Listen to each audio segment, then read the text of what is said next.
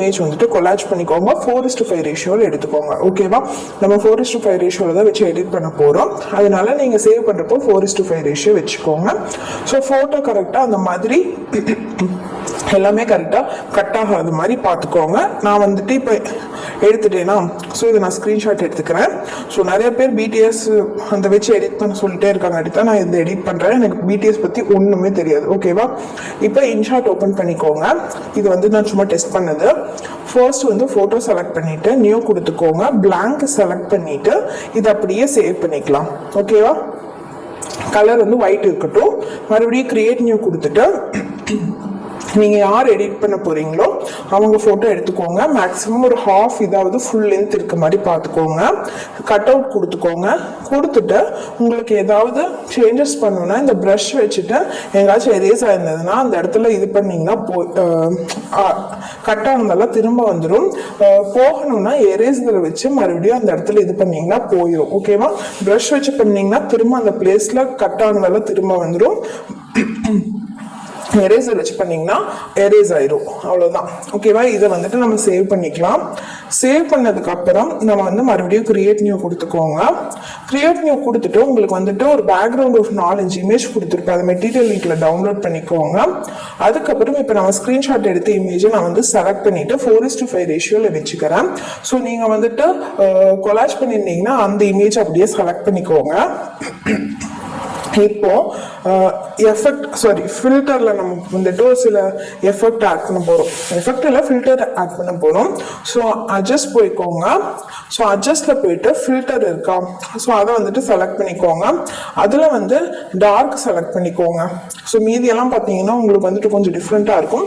Dark select பண்ணிக்கோங்க. பண்ணிட்டு லைட்டா மட்டும் வேல்யூ இந்த மாதிரி நான் கொடுக்குற மாதிரி குறைச்சிக்கோங்க. ஓகேவா? ஸோ லைட்னஸ் வந்து லைட்டாக இன்க்ரீஸ் பண்ணிவிட்டு இதை சேவ் பண்ணிக்கோங்க. ஸோ எக்ஸ்போர்ட் கொடுத்துக்கோங்க.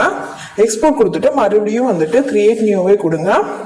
கொடுத்துட்டு இப்போ வந்து பிளாங்க் செலக்ட் பண்ணிக்கோங்க. பிளாங்க் செலக்ட் பண்ணிட்டு 4:5 ரேஷியோ வச்சுட்டு பேக்ரவுண்ட் வந்து பிளாக் கலர் செலக்ட் பண்ணிக்கோங்க. அவ்வளோதான். ஓகேவா? இதுக்கப்புறம் நம்ம 1 by 1 ஆட் பண்ணலாம். இப்போ வந்துட்டு இந்த இமேஜை செலக்ட் பண்ணிட்டு எடிட் இருக்கா அதில் செகண்ட் ஒன் பார்த்து கொண்டு போயிட்டு இப்போ இந்த மாதிரி வேல்யூ குறைச்சிங்கன்னா உங்களுக்கு வந்துட்டு அந்த பிளெண்ட் ஆகும். ஓகேவா? அப்போ வந்து உங்களுக்கு அந்த நம்ம ஒப்பாசிட்டி குறைப்போல் சேம். ஓகேவா? ஃபர்ஸ்ட் இந்த இமேஜ் ஆட் பண்ணிட்டு இந்த மாதிரி பண்ணிக்கோங்க. அதுக்கப்புறம் நம்ம கட் அவுட் பண்ண இமேஜ் அதுக்கு முன்னாடி நான் வந்துட்டு உங்களுக்கு அந்த பின்னாடி க்ளோ கொடுக்குற இமேஜ் வந்து நான் கொடுத்துட்றேன். ஸோ அது இப்படி தான் இருக்கும். ஒரு 4-5 கலரில் கொடுத்துட்றேன். ஸோ பிளெண்ட் போயிட்டு ஸ்க்ரீன் கொடுத்துட்டிங்கன்னா இந்த மாதிரி வந்துடும். சைஸ் வந்து இன்க்ரீஸ் பண்ணிட்டு கரெக்டாக தலைக்கு பின்னாடி அந்த இமேஜ் வர மாதிரி செட் பண்ணிக்கோங்க. ஸோ ஓகேவா? இப்போ நான் இமேஜ் செட் பண்ணிட்டு பார்த்தீங்கன்னா அந்த பேக்ரவுண்டில் கரெக்டாக தலைக்கு பின்னாடி வர மாதிரி ஒரு ஒளிவயமான ஒரு அந்த எஃபெக்ட் கொடுத்துக்கோங்க. ஸோ இப்போ வந்துட்டு எனக்கு வந்து இந்த இமேஜ் வந்து கரெக்டாக செட் ஆகாதங்காட்டி நான் இன்னொரு இமேஜை வந்துட்டு கட் அவுட் பண்ணிட்டேன். ஸோ அதை வந்துட்டு நான் செலக்ட் பண்ணிக்கிறேன். செலக்ட் பண்ணிவிட்டு நான் வந்து இதை வந்து அந்த இமேஜில் வந்துட்டு நான் எடுத்துக்கிறேன். ஸோ அதை நான் டெலீட் பண்ணிவிட்டு மறுபடியும் இதை எடுத்துக்கிறேன். ஸோ இதுக்கு தான் சொல்கிறேன், நீங்கள் ஃபர்ஸ்ட்டே வந்துட்டு ஒரு கரெக்டான இமேஜ் எடுத்துக்கோங்க. இல்லைன்னா உங்களுக்கு வந்து எச்சா வேலை வைக்கும். ஓகேவா? ஸோ நான் வந்துட்டு பிடிஎஸ்க்கு பர்பிள்ங்காட்டி இந்த கலர் எடுத்திருக்கேன். ஸோ உங்களுக்கு எந்த கலர் பிடிச்சிருக்கோ எடுத்துக்கோங்க. நான் red, so light blue, golden colour கொடுத்துருப்பேன். ஸோ உங்களுக்கு எது பிடிச்சிருக்கோ எடுத்துக்கோங்க. அதுக்கப்புறம் நம்ம ஃபஸ்ட்டு சேவ் பண்ணோம்ல அந்த இமேஜை இந்த ஒயிட் அதில் செலக்ட் பண்ணி மாஸ்க்குக்கு போயிட்டு இந்த மாதிரி நான் கொடுக்குற மாதிரி பண்ணுங்க. ஸோ ஃபஸ்ட்டு ஒன்று செலக்ட் பண்ணிவிட்டு அந்த லைனையே மேலே திருப்பிக்கோங்க.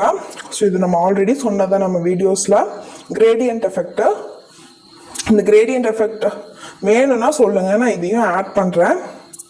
ஸோ மேலே அந்த சர்க்கிளை ஃபுல்லாக இழுத்துட்டு லைன் இந்த மாதிரி கீழே இழுத்தீங்கன்னா உங்களுக்கு வந்து அந்த கிரேடியன்ட் எஃபெக்ட் வந்து கிடைக்கும். ஸோ அதை நீங்கள் ட்ரை பண்ணி பாருங்கள். ட்ரை பண்ணால் தான் தெரியும். ஸோ இப்போ நான் அந்த இமேஜ் மேலே கொண்டு வந்து ஃபஸ்ட் இருந்ததுக்கும் இப்போ மேலே கொண்டு வந்ததுக்கும் உங்களுக்கு நிறைய டிஃப்ரென்ஸ் தெரியுதா? ஸோ அதுதான். ஸோ இப்போ பாருங்கள் இது எப்படி இருக்குது, முன்னாடி எப்படி இருக்குன்னு.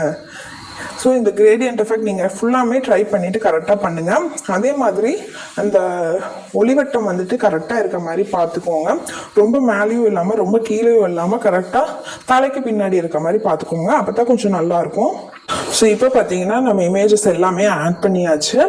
ஆட் பண்ணதுக்கப்புறம் இப்போ நேமு. ஸோ இந்த இது வந்துட்டு இந்த ஃபாண்ட் வந்துட்டு நான் ஆல்ரெடி கொடுத்துருப்பேன். கலர் பார்த்தீங்கன்னா இதுக்கு நான் வயலட் கலர் யூஸ் பண்ணியிருக்கேன். ஸோ உங்களுக்கு என்ன கலர் பிடிச்சிருக்கோ ஆட் பண்ணிக்கோங்க. சேம் க்ளோ எஃபெக்ட்டுக்கும் அதே கலர் யூஸ் பண்ணுங்க. டெக்ஸ்ட்டுக்கு என்ன யூஸ் பண்ணுறீங்களோ அதே தான் க்ளோ எஃபெக்ட்டுக்கு. ஸோ ஆலிசன் ஸ்கிரிப்ட் தான் நான் யூஸ் பண்ணியிருக்கேன். இது என்னோட ஃபாண்ட் பேக்கில் ஆல்ரெடி நான் கொடுத்துருப்பேன். ஸோ லிங்க் டிஸ்கிரிப்ஷனில் இருக்கும். அதுக்கப்புறம் ஒரு ஹாப்பி பர்த்டே. ஸோ இது வந்துட்டு நீங்கள் எந்த ஃபாண்ட் வேணாலும் யூஸ் பண்ணிக்கோங்க. நார்மல் ஃபாண்ட் எது வேணாலும் யூஸ் பண்ணிக்கோங்க.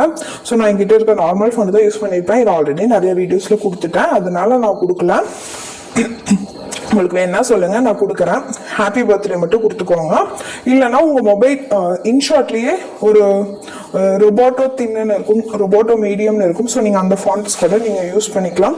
அதெல்லாம் லாஸ்ட்டில் இருக்கும். இன்ஷார்ட்டில் வந்துட்டு அது டிஃபால்ட்டாக இருக்கா ஃபாண்ட்ஸு.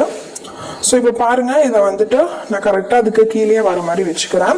ஸோ க்ளோ எஃபெக்ட் வந்து ரொம்ப வந்துச்சுன்னா உங்களுக்கு அந்த வேர்டு வந்து கரெக்டாக தெரியாது. அதனால க்ளோ எஃபெக்டை வந்து குறைச்சிக்கோங்க. அப்போ தான் அந்த வேர்டு நல்லா கிளியராக தெரியும். ஓகேவா? ஸோ நீங்கள் வேற எந்த ஃபாண்ட் வேணாலும் யூஸ் பண்ணிக்கலாம். ஆனால் ரெண்டுமே வந்துட்டு இப்போ ஒன்று வந்து கர்சர்ல இருந்ததுன்னா ஒன்று வந்து நார்மலில் இருக்க மாதிரி பார்த்துக்கோங்க. அப்போ